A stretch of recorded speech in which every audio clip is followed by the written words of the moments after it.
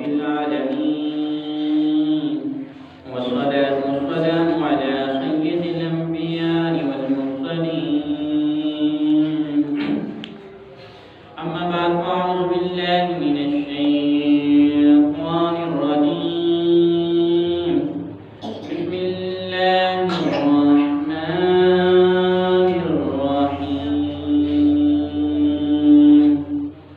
وقال الله تعالى في شأن حبيبه مخبرا وعامرا: إن الله وملائكته يصلون على النبي يا أيها الذين آمنوا صلوا عليه وسلموا تسليما.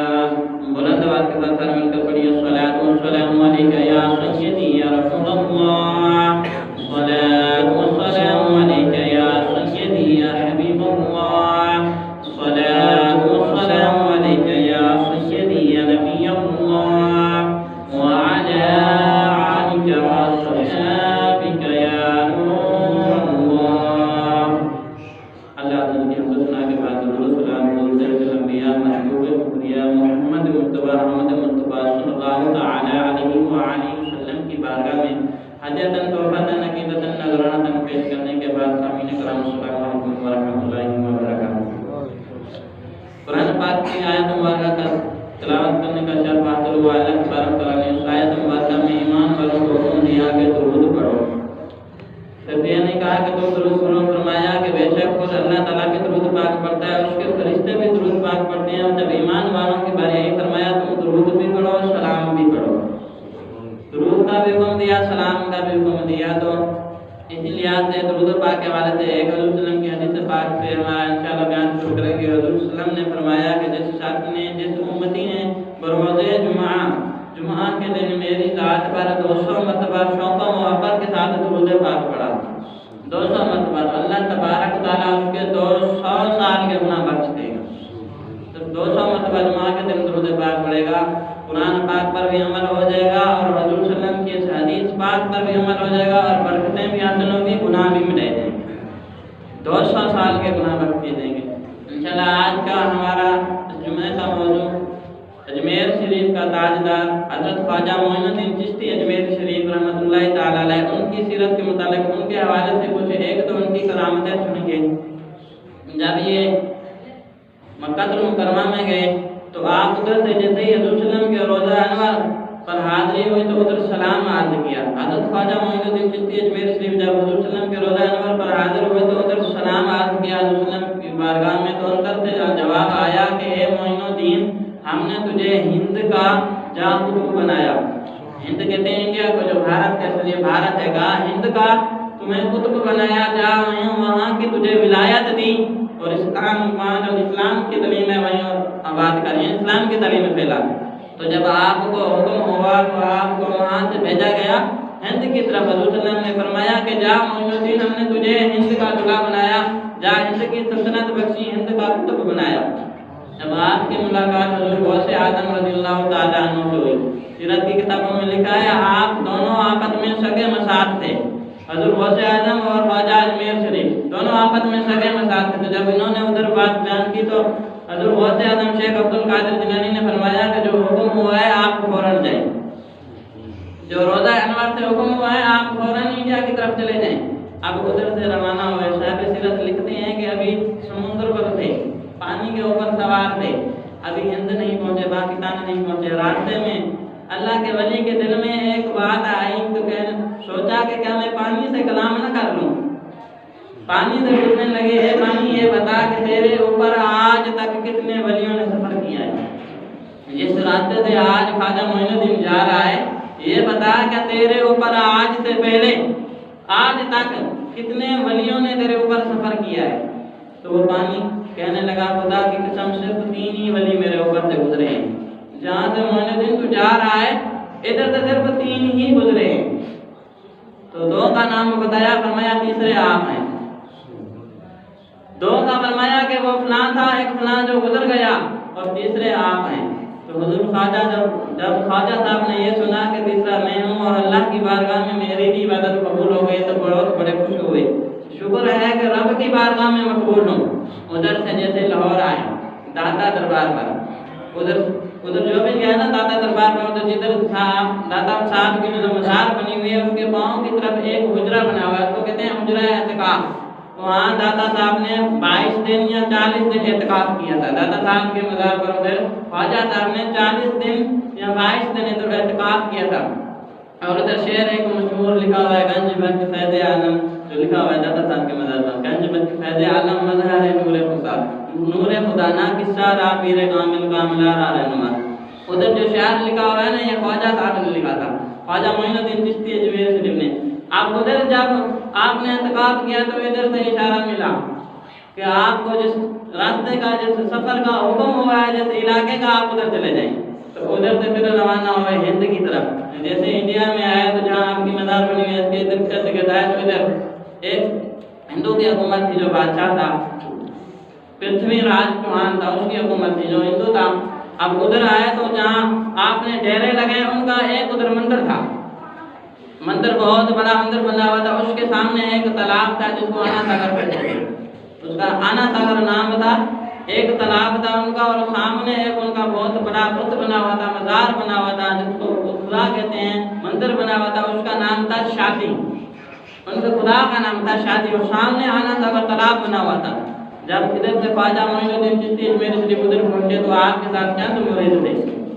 تو اب ان کا معمول کیا تھا، ہندوؤں کا، غیر مسلموں کا معمول کیا تھا؟ وہ تالاب اس لیے بنایا گیا تھا کہ جو گناہ بھرا آدمی آئے گا ادھر نہ آئے گا، اس کے گناہ جھڑ جائیں گے، پھر جائے گا اندر مندر میں جائے گا، خدا کے آگے سجدہ کرے گا، جو کرے گا پوجا کرے گا۔ اب جب خواجہ صاحب اور آپ کے مرید جب ادھر آئے تو آپ لوگوں نے ادھر سے وضو کیا، خواجہ صاحب نے بھی وضو کیا، اس آنا ساگر پانی سے، اور آپ کے ساتھ جو آپ کے مریدین تھے انہوں نے بھی وضو کیا۔ ہندو دیکھ کر بڑے تعجب ہوئے، آج تک جن کو دیکھا ہے وہ نہاتے ہیں، ڈبکیاں لگاتے ہیں، لیکن یہ پورا نہا نہیں رہے، کچھ ہی سے دھو رہے ہیں، کیونکہ ہندو تھے، ان کو کیا پتا وضو کیا ہوتا ہے، ان کو کیا پتا تھا وضو کیا ہوتا ہے۔ اور آج افسوس کی بات ہے مسلمانوں کو بھی اکثریت کو پتہ نہیں ہے کہ وضو کیا ہوتا ہے۔ وہ بڑے حیران ہوئے کہ یہ کیا کر رہے ہیں۔ جب ادھر خواجہ صاحب نے اپنے ایک مرید کو، ایک غلام کو کہا کہ اذان دے، جس کا نام تھا خواجہ قطب الدین بختیار کاکی، خواجہ قطب الدین بختیار کاکی کو فرمایا اذان دے۔ اصل یہ مغرب کا وقت تھا، اذان دی آپ نے۔ جیسے اذان شروع کی اور اذان کی آواز گونجی، پہلی مرتبہ اذان ہو رہی تھی، ادھر بت ہے، ادھر آنا ساگر ہے، آپ نے درمیان میں ڈرے لگائے ہوئے ہیں، ادھر فرمایا ہے قطب الدین اذان دے، اذان پر۔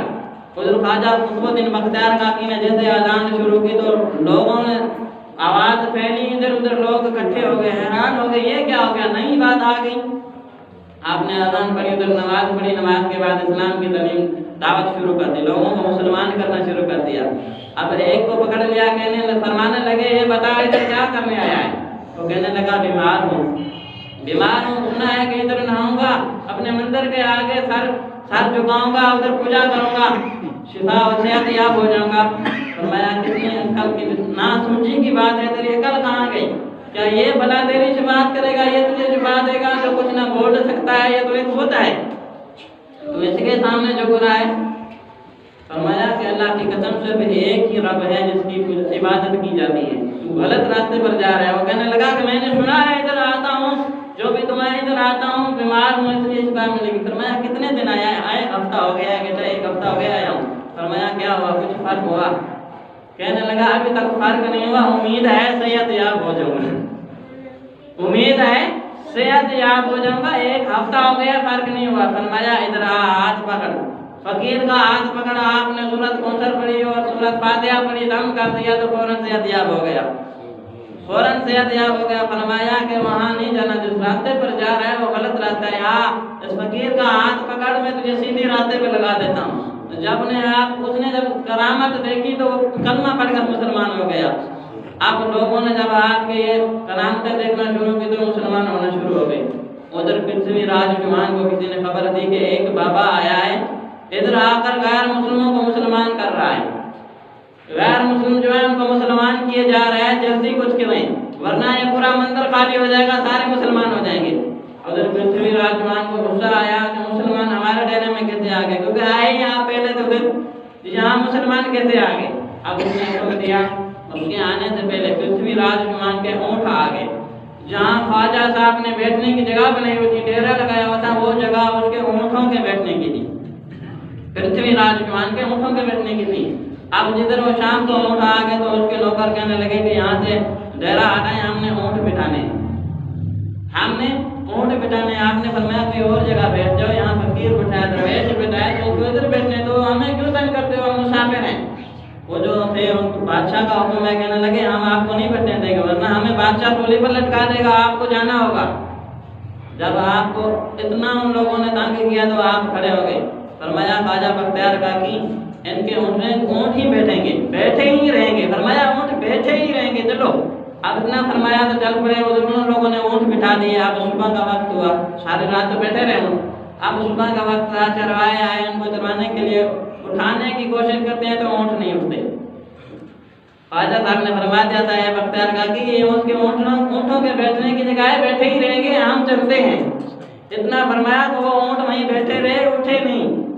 اب جو پریشان تھے کہنے لگے یہ کیا ہو گیا، مالک کو صرف دیکھ کر اونٹ کھڑے ہو جاتے ہیں، اب مار مار کر تھک گئے ہیں، اٹھتے ہی نہیں، کیا ہو گیا؟ تو کسی نے کہا کہ وہ بابا جاتے ہوئے کہہ کر گیا تھا یہ اونٹ ہی بیٹھے ہی رہیں گے، اٹھیں گے نہیں۔ چلو کوئی جائے اس کے پاس، اس کو بلا کر لاؤ، پتہ نہیں کون سا جادو کر کے گیا ہے، ہمارے اونٹ نہیں اٹھ رہے۔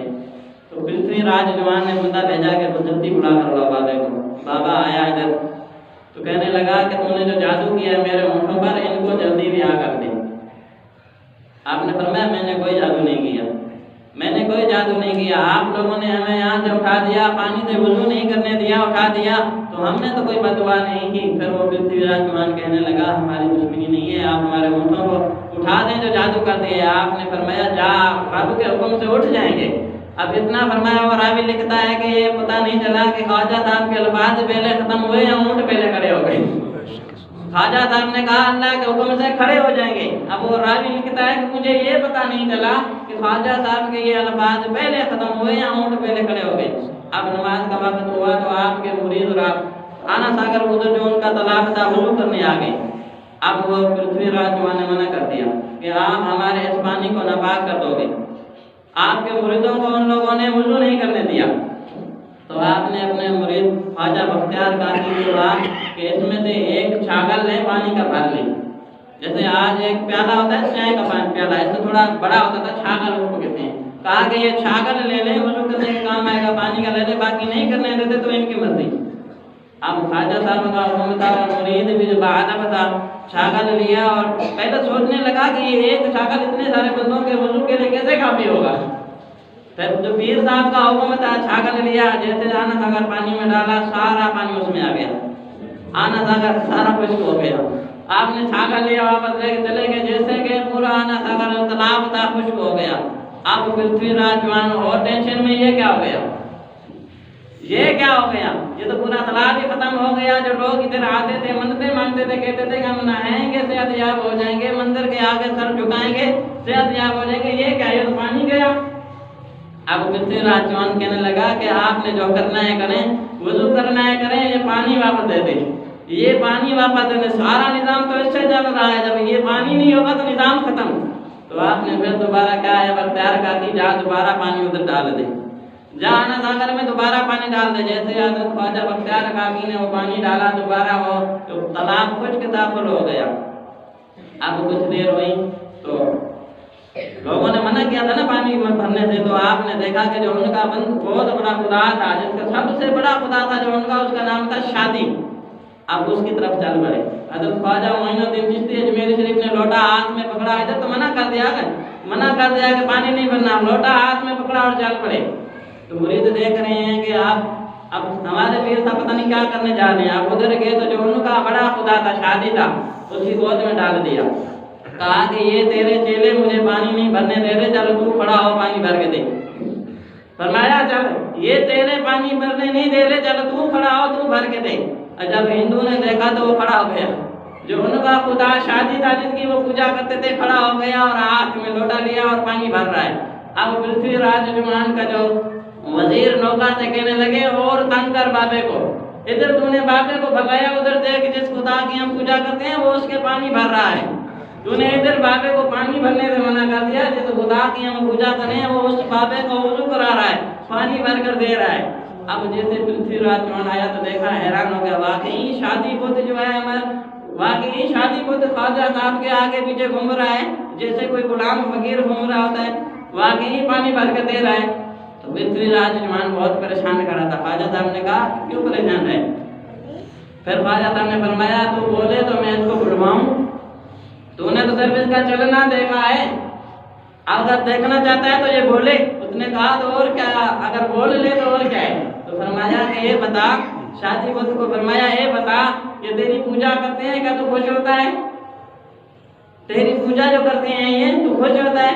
کہنے لگا کہ کہاں، میں تو ان پر کروڑوں لعنتیں بھیجتا ہوں، یہ خود بھی جہنم میں جلیں گے مجھے بھی جلائیں گے، یہ خود جہنم میں جلیں گے اور مجھے بھی جلائیں گے، کیونکہ قرآن پاک نے فرما دیا کہ جو غیر مسلم جن پتھروں کی پوجا کرتے ہیں، غیر مسلم اور جو کافر ہوں گے انہی پتھروں کے ساتھ قیامت کے جہنم میں ڈالے جائیں گے، انہی پتھروں کے ساتھ جہنم میں ڈالے جائیں گے۔ تو اب وہ شادی بت کہنے لگا تو میں ان پر کروڑوں لعنتیں بھیجتا ہوں جب میری پوجا کرنے آتے ہیں، یہ خود بھی جلیں گے، ان کی وجہ سے میں بھی جہنم میں جلوں گا۔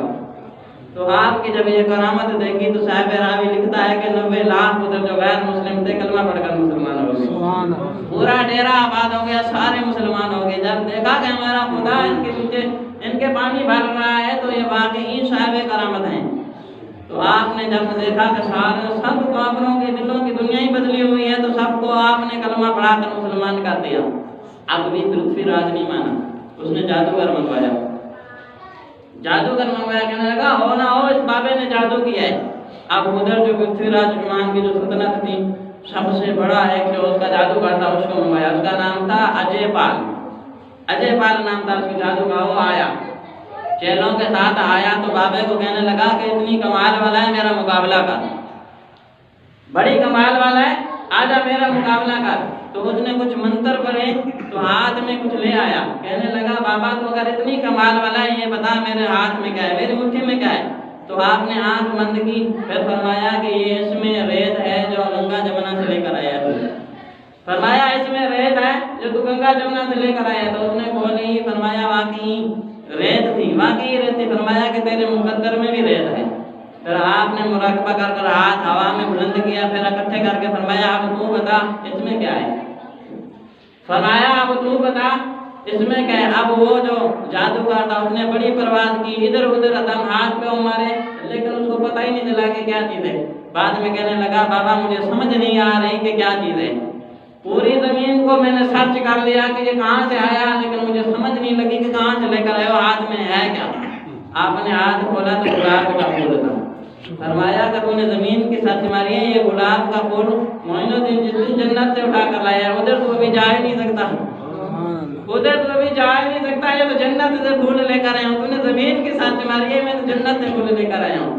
اب وہ اس کے بعد ایک جانور کی جو کھال تھی نا اس نے ادھر بچھا دی، اس کے اوپر کھڑا ہو گیا، جانور کی ایک کھال بچھائی اس کے اوپر کھڑا ہو گیا، پرواز کرنے لگا، اڑ گیا، کہنے لگا اور کمال والا ہے آجا میرا مقابلہ کر۔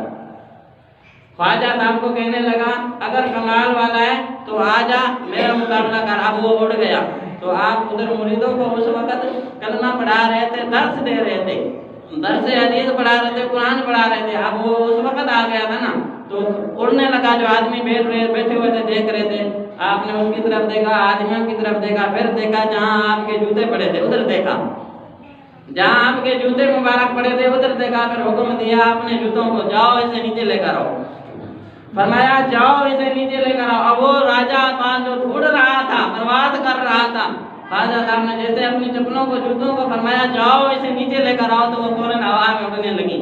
اب جیسے وہ اوپر جا رہا تھا چپلیں اس کے پیچھے، فوراً اس کو جیسے لگتی وہ نیچے آ جاتا، ایک پرتی سر پر تو نیچے آ جاتا، جیسے پرتی گئی وہ نیچے آ کر دھڑام سے گر گیا۔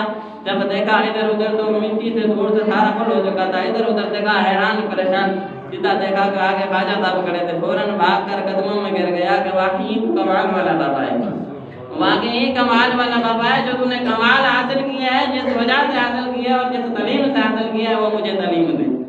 کہنے لگا وہ مجھے تعلیم دے، فرمایا کچھ بن جا میرے حضور کا امتی، پڑھ میرے حضور کا کلمہ، مان میرے رب کو۔ تو اب وہ بلند آواز سے کلمہ پڑھ کر مسلمان ہو گیا۔ اب جو اتنا خطرناک جو جادوگر تھا، جب اس نے یہ دیکھا خواجہ صاحب کی شان، تو کمال کی جو شان تھی وہ بھی مسلمان ہو گیا۔ ہمارے اولیاء کرام کو اللہ عز و جل نے اتنی کرامتیں عطا فرمائی ہیں کہ کہیں جو غیر مسلم تھے نا وہ کرامتیں مانگتے تھے، پہلے کہتے تھے کرامت دکھاؤ، بعد میں ہم مانتے ہیں کہ دین اسلام سچ ہے۔ بابا فرید الدین گنج شکر رحمۃ اللہ تعالی علیہ جو آپ کے مرید تھے نا، قطب الدین بختیار کاکی، بابا فرید الدین گنج شکر ان کے مرید ہیں، خواجہ بختیار کاکی کے مرید ہیں۔ آپ جب ادھر پاک پتن شریف آئے تو وہاں مریدوں نے آپ کو زمین دی، خواجہ بن ان کو دادا صاحب ان کو مریدوں نے ایک زمین کا ٹکڑا دیا، اب لوگوں نے قبضہ کر لیا ان پر، کہنے لگے کہ یہ دادا صاحب کی نہیں ہے، ان کی نہیں ہے، گنج بخش کی نہیں ہے، ہماری ہے، بابا فرید کی نہیں ہے، قبضہ کر لیا، ہماری ہے یہ بابا زبردستی ہماری زمین پر قبضہ کر بیٹھا ہے۔ تو مقدمہ چلا گیا قاضی کے دربار میں، عدالت میں چلا گیا۔ اب عدالت میں قاضی نے بلایا ہے، فرید یہ بتا زمین تیری ہے؟ فرمایا مجھے مریدوں نے دی ہے، مجھے مریدوں نے دی ہے۔ تو اس نے پوچھا کہ کوئی پروف ہوگا، کوئی ثبوت ہوگا، ثبوت دکھا دو، کاغذات دکھا دو، زمین لے جاؤ۔ فرمایا مجھے تو مریدوں نے دی ہے، مجھے کیا پتا کاغذات کیا ہوتی ہیں، اللہ والوں کو کیا ان سے کر۔